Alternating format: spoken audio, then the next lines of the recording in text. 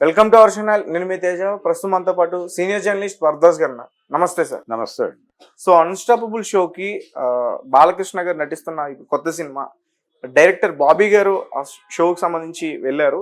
అయితే చాలా విషయాలు అక్కడ చర్చించేటప్పుడు ఆయన తీసిన సినిమాలన్నీ గురించి కూడా చెప్తున్నప్పుడు నా జైలు అవకుశ సినిమా గురించి ఎక్కువగా మాట్లాడలేదు, అసలు మాట్లాడలేదంటూ కూడా చెప్తున్నారు. సో ఆ సినిమాని డైరెక్ట్ చేసింది బాబీ గారే. అందులో హీరో జూనియర్ ఎన్టీఆర్ గారు. సో అంటే కావాలనే స్కిప్ చేశారా? అసలు ఏంటి, ఏమనుకోవాలి? అంటే వాంటెడ్ గానే స్కిప్ చేసినట్టుగా ఒక ప్రచారం జరుగుతోంది. అయితే ఎడిటింగ్ లో లేపేశారు అని దానికి కొంచెం తేనె రాసేటువంటి ప్రయత్నం కూడా జరుగుతోంది. ఇక్కడ ప్రధానంగా విషయం ఏంటంటే, చాలా మంది చెప్తున్నటువంటి మాట, వికీపీడియాలో కూడా కరెక్షన్ చేశారు ఎవరో, వికీపీడియాలో కరెక్షన్ జరిగింది, జైలవకుశ సినిమా డైరెక్టర్ ఎన్టీఆర్ అని పెట్టారు, బాబీ పేరు తీసేసి అనేది కూడా ఒక గొడవ నడుస్తోంది. అంటే ఎన్టీఆర్ పేరు, జైలవకుశ పేరు ప్రస్తావించటం నిజానికి బాబీ కెరియర్లో ఒక మంచి హిట్ సినిమా అది. అవును. ఆ సినిమా నుంచి ఆయనకు వాల్తేరు వీరయ్యకి ప్రమోషన్ దొరికింది. ఈ విషయం ఆయన చాలా ఈ మధ్య కాలంలో డాకు మహారాజ్ సందర్భంగా ఇచ్చినటువంటి ఇంటర్వ్యూస్లోనే చెప్పుకున్నాడు. ఆయన చెప్పుకోవడం మాత్రమే కాదు, జైలవకుశ సినిమా సమయంలో ఎన్టీఆర్తో తనకున్నటువంటి ఆత్మీయ అనుబంధం ఇవన్నీ కూడా రివీల్ చేసుకున్నాడు. ఆ క్యారెక్టరైజేషన్, అందులో రావణ్ క్యారెక్టరు, ఆ డిజైనింగ్, ఇదంతా కూడా చెప్పుకున్నాడు ఆయన. ఆ సినిమా మంచి వసూళ్లే రాబట్టింది, మంచి హిట్, సక్సెస్ఫుల్ మూవీనే అది. ట్రిపుల్ క్యారెక్టర్ అందులో. అవును, త్రిపాత్రాభినయం చేశాడు ఎన్టీఆర్. ఇది చెప్పుకోవాల్సినటువంటి సందర్భం ఉన్నప్పటికీ ఆయన చెప్పుకోలేదు, చెప్పుకున్నా కట్ చేశారు అనేది ఒక వెర్షను. ఎడిటింగ్లో లేపేశారంటే అదే.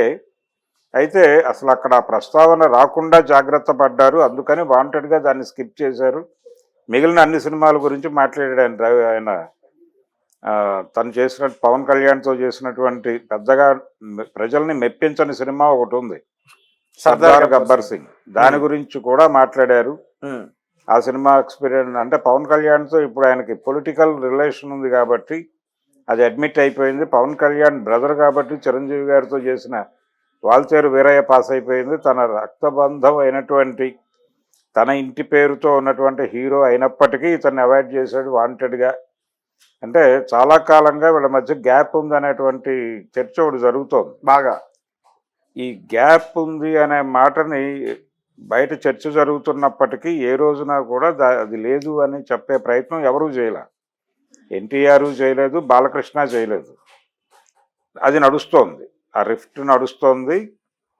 ఇది 2-3 సందర్భాల్లో బహిరంగంగానే కనిపించింది. అంటే ఎన్టీ రామారావు గారి శత జయంతి కార్యక్రమం జరిగింది హైదరాబాద్లో. శకపురుషుడు అనేటువంటి ఒక సావనీర్ ఆవిష్కరణ జరిగింది. అందరు హీరోలు వెళ్ళారు, రామ్ చరణ్ వెళ్ళాడు, అందరూ వెళ్ళారు, దాదాపు ఇండస్ట్రీ హీరోలు అందరూ వెళ్ళి ఆ రోజున ఎన్టీఆర్ గారికి అక్కడ ఘనంగా నివాళులు అర్పించారు. ఎన్టీఆర్ వెళ్ళలేదు, కళ్యాణ్ రామ్ వెళ్ళలేదు. ఇప్పుడు ఈ జైలవకుశ సినిమాకి ప్రొడ్యూసర్ కళ్యాణ్ రామ్, హీరో ఏమో ఎన్టీఆర్. వాళ్ళిద్దరి ప్రస్తావనలో లేకుండా నడిచింది అనేది గొడవ. ఆ రోజున ఆ ఈవెంట్కి కూడా వాళ్ళిద్దరూ వెళ్ళలేదు. అలాగే ఎన్టీ రామారావు గారి జయంతి సందర్భంగా అక్కడ మే 28 ఘాట్ దగ్గర అందరూ వెళ్ళి నివాళులు అర్పిస్తారు, ఫ్యామిలీ అంతా. అవును. నివాళులు అర్పించే సమయంలో ఎన్టీఆర్కి సంబంధించినటువంటి కొన్ని ఫ్లెక్సీలు పెట్టారు అక్కడ. ఆ ఫ్లెక్సీలు పీకేమని బాలకృష్ణ గారు అన్నట్టుగా ఒక వీడియో వచ్చింది అప్పుడు. ఆయన వచ్చి అవన్నీ తీసేయండి అన్నారు. అవన్నీ తీసేయండి అనే మాట నడిచింది బయట. ఏవి తీసేయమన్నారు అని వివరణ ఇచ్చారు తర్వాత. ఆ వివరణ వాళ్ళు ఇవ్వాల, బయట జనాలు ఇచ్చుకున్నారు. అలాగే మీడియాలో దాని మీద వ్యాఖ్యానాలు నడిచినాయి. ఆయన తీసేయమంది ఎన్టీఆర్కి సంబంధించిన ఫ్లెక్సీలు అని, జూనియర్ ఎన్టీఆర్కి సంబంధించిన ఫ్లెక్సీలు, అవి తీసేయండి అని అన్నారు. ఆయన తీసేశారు ఇమ్మీడియట్గా అని. అక్కడ సీనియర్ ఎన్టీఆర్కి సంబంధించిన బ్యానర్లు అవి మాత్రమే ఉండవలను తప్ప ఇంకెవరిది ఉండకూడదు అనే ఉద్దేశంతో బాలకృష్ణ గారు అలా అన్నారు తప్ప జూనియర్ ఎన్టీఆర్ మీద ప్రత్యేకమైనటువంటి క్రోధంతోనో కోపంతోనో కాదు అనే మాట కూడా వినిపించింది అప్పుడు. కానీ ఈ శకపురుషుడు కార్యక్రమానికి రాకపోవడం, అలాగే ఎన్టీఆర్ శత జయంతి ఉత్సవాలు తెనాల్లో రెగ్యులర్గా జరిపారు సంవత్సరం అంతా. అందులో జరిగినటువంటి ఏ ఈవెంట్లోనూ ఎన్టీఆర్ కనబడలేదు. బాలకృష్ణ వెళ్ళాడు. ఎల్ విజయలక్ష్మి గారిని తీసుకొచ్చి సన్మానం చేశారు చాలామందిని. ఆవిడ అమెరికాలో ఉంటే అమెరికా నుంచి తీసుకొచ్చి అక్కడ సత్కరించారు. ఇన్ని జరిగినప్పటికీ ఏ ఒక్క ఫంక్షన్లోనూ జూనియర్ ఎన్టీఆర్ కానీ కళ్యాణరామ్ కానీ కనిపించలేదు. అవును సార్. ఇదొకటి. తర్వాత ఏ ఇతర కార్యక్రమాలు వాళ్ళ ఫ్యామిలీకి సంబంధించినటువంటి ఏ ఫంక్షన్స్లోనూ వీళ్ళు కనిపించడం లేదు. ఇద్దరు ఒక తారకరత్న చనిపోయినప్పుడు వీళ్ళు స్పందించారు, వెళ్ళారు. ఆ తర్వాత ఫిల్మ్ ఛాంబర్లో ఆయన డెడ్ బాడీని అక్కడి నుంచి మూవ్ చేసే సమయంలో వీళ్ళిద్దరూ ఎదురుపడినప్పుడు ఆయన మొహం తిప్పుకుని వెళ్ళిపోయారు బాలకృష్ణ గారు అనేది కూడా ఒకటి ట్రోల్ అయింది. అయితే వీళ్ళిద్దరి మధ్య ఏదో ఉంది, బాబాయ్ అబ్బాయికి మధ్య పడటం లేదు, ఈయన పొడ ఆయనకి గిట్టడం లేదు, ఆయన పొడ ఈయనకి గిట్టడం లేదు అనేది బయట ఇంత చర్చ జరుగుతున్నా కానీ దీన్ని ఏదో మేరకు అంటే ఈ క్రైసిస్ మేనేజ్మెంట్ ప్రోగ్రామ్ చేయడానికి ఎవరూ ముందుకు రాలేదు. ఆయన అంటే మొన్న విజయవాడ వరదలు వచ్చినప్పుడు ఆయన ముందు దానికి ముఖ్యమంత్రి సహాయ నిధికి డబ్బులు ప్రకటించిన వాడు ఎన్టీఆర్ ప్రకటించిన తర్వాత మిగిలిన హీరోలు ప్రకటించారు. ఆ ప్రకటించిన సందర్భంగా లోకేష్ ట్వీట్ చేశాడు థ్యాంక్స్ చెప్తూ, అంతే. అంతకు మించి ఎక్కడా కూడా ఈయన ఎక్కడా అతని గురించి మాట్లాడలేదు. అంటే సినిమా పరిశ్రమ నుంచి చాలామంది స్పందించారు అనే ఒక సభలో ఈయన మాట్లాడినప్పుడు కూడా పేర్లు మెన్షన్ చేయాలి. పేర్లు మెన్షన్ చేయకుండా అందరికీ అంటే ఇండస్ట్రీ నుంచి మంచి స్పందన వచ్చింది దీని మీద అని బాలకృష్ణ గారు మాట్లాడిన సందర్భంలో పేర్లు పెట్టకుండా మాట్లాడటం వెనకాల ఈయన పేరు కూడా మాట్లాడాల్సి వస్తుందని మాట్లాడలేదనే మాట కూడా నడిచింది. ఇలా చాలా సందర్భాల్లో వీళ్ళ మధ్య ఒక రిఫ్ట్ ఉంది అనేది ఎస్టాబ్లిష్ అవుతున్నప్పటికీ ఇది లేదు అని చెప్పే ప్రయత్నం చేయలేవరు. చేయకపోవడంతో ఉంది అనే అభిప్రాయమే కొనసాగుతోంది ప్రపంచంలో. ఇప్పుడు ఈ అన్స్టాపబుల్ షోకి డాకు మహారాజ్ టీం రావటం, ఈ టీం ఇంటర్వ్యూ సందర్భంగా ఆయన మాట్లాడుతూ అసలు అంటే ఇతను తీసినటువంటి గత సినిమాల్లో ఎన్టీఆర్తో సినిమా చేశాడనే ప్రస్తావనే రాకుండా షో నడపటం, అలాగే ఆ హీరోలతో ఎక్స్పీరియన్సెస్ అవన్నీ షేర్ చేసుకున్నాడు ఇతను. అక్కడ ఎక్కడా కూడా ఎన్టీఆర్ ప్రస్తావన లేకుండా నడపటం, ఇవన్నీ కూడా వాళ్ళ మధ్య స్టిల్ ఇప్పటికీ వాళ్ళ మధ్య ఒక రిఫ్ట్ ఉంది అనే విషయం ప్రపంచం ధృవీకరించుకోవటానికి ఒక అవకాశం కల్పించినట్టుగా చూడాలి. అంటే గొడవ ఉంది, వాళ్ళు వాంటెడ్గానే అవాయిడ్ చేస్తున్నారు. పర్టికులర్గా ఫ్యామిలీకి సంబంధించిన పార్టీకి సంబంధించిన ఏ వేడుకల్లోనూ వాళ్ళు పాల్గొనటం లేదు. అవును, గతంలో ఒకసారి ఆయన ఎన్టీఆర్ పేరు మార్చాడు. ఎన్టీఆర్ హెల్త్ యూనివర్సిటీకి ఆయన పేరు తీసి వైఎస్ఆర్ హెల్త్ యూనివర్సిటీ అని మార్చాడు జగన్మోహన్ రెడ్డి. అది పేరు మార్చినప్పుడు అందరూ విపరీతంగా ట్వీట్లు చేశారు.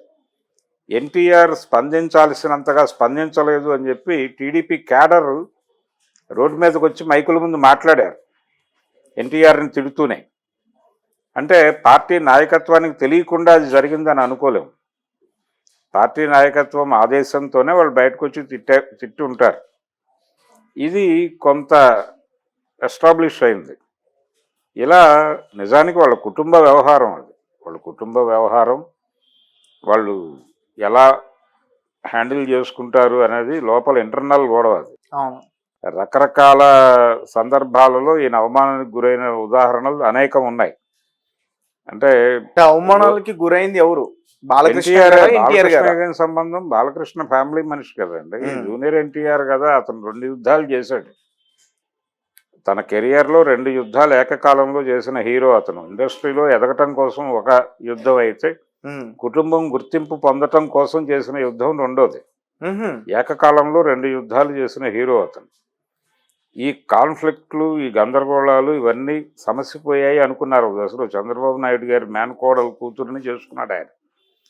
చేసుకున్న తర్వాత ఈ గొడవలన్నీ ముగిసిపోయినాయని అనుకున్నారు. ఓ దశలో ఆయన 2009 ఎలక్షన్స్లో తెలుగుదేశం పార్టీకి ప్రచారం చేశాడు. అంతా అయిపోయింది, అందరూ కలిసిపోయారు అనుకున్న సందర్భంలో మళ్ళీ మొదలైంది. ఈయన నెమ్మదిగా పాన్ ఇండియా హీరోగా ఎమర్జ్ అయిపోయాడు. టాలీవుడ్లో టాప్ హీరోల్లో ఆయన ఉన్నాడు. ఎన్టీఆర్. ఇప్పుడు ఈయన తన వారసుడిని పట్టుకొస్తున్నాడు. మోక్షజ్ఞ సినిమా మొదలవబోతోంది. ఈ టైంలో తనకి టార్గెట్ అవుతాడు అనేది ఒకటి.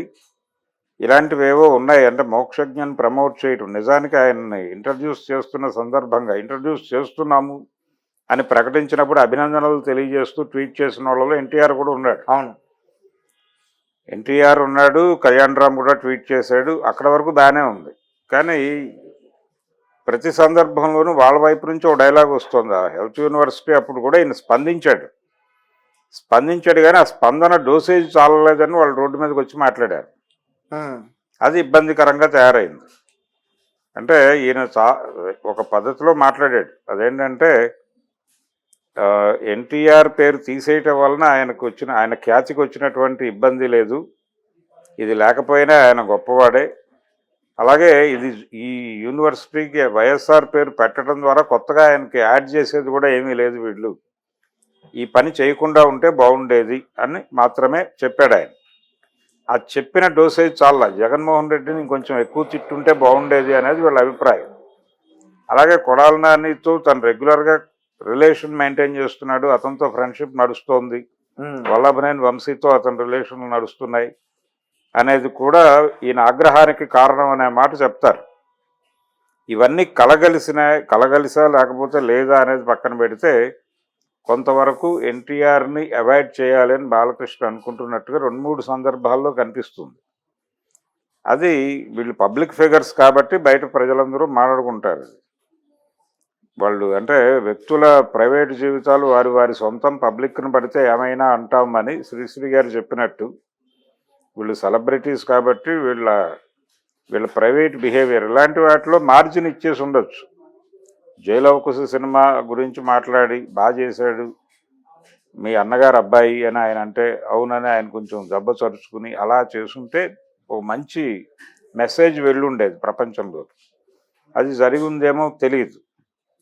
కానీ బయట ప్రచారం అవుతున్న దానిలో అయితే వాంటెడ్గానే అవాయిడ్ చేశారు అని, అవాయిడ్ చేయడం జరిగింది అని. అయితే ఇది ఫ్యాన్ వార్గా మార్చే ప్రయత్నం చేయొద్దు, సినిమాని ఇబ్బంది పెట్టద్దు అని నాగవంశీ గారు ప్రపంచానికి విజ్ఞప్తి చేస్తున్నాడు. ఇది ఫ్యాన్ వార్గా మార్చే ప్రయత్నం చేయకండి దయచేసి, junior NTR fans versus Balakrishna fans ఇలా మార్చి సినిమాని ఇబ్బంది పెట్టద్దు అనేది ఆయన పెయిన్. ఆయన ఎన్టీఆర్తో సినిమా చేయాలి అనేటువంటి ఒక మూడు ఉన్నటువంటి ప్రొడ్యూసర్. ఆ విషయం ఆయన డాకు మహారాజ్ ప్రమోషనల్ ఇంటర్వ్యూస్లోనే చెప్పాడంటే ఆ ఇంటర్వ్యూస్ మీద కూడా మానిటరింగ్ ఉండుంటే బాలకృష్ణ గారికి ఆయన కోప్పడేవాడు అని కూడా మాట్లాడేస్తున్నారు కొంతమంది.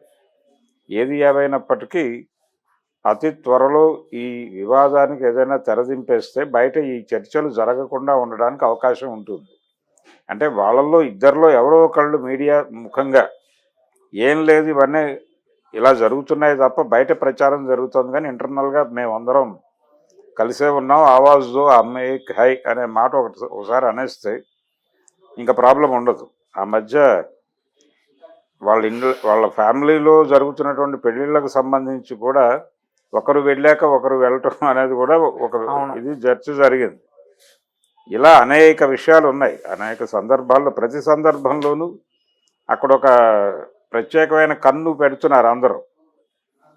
ఇలా కళ్ళు పెట్టేటువంటి అవకాశం లేకుండా చేయాలంటే వాళ్ళిద్దరిలో ఎవరో ఒకళ్ళు ఓపెన్ అయ్యి మా మధ్య ఏమీ లేదు అనే మాట చెప్పేస్తే క్లోజ్ అయిపోతుంది.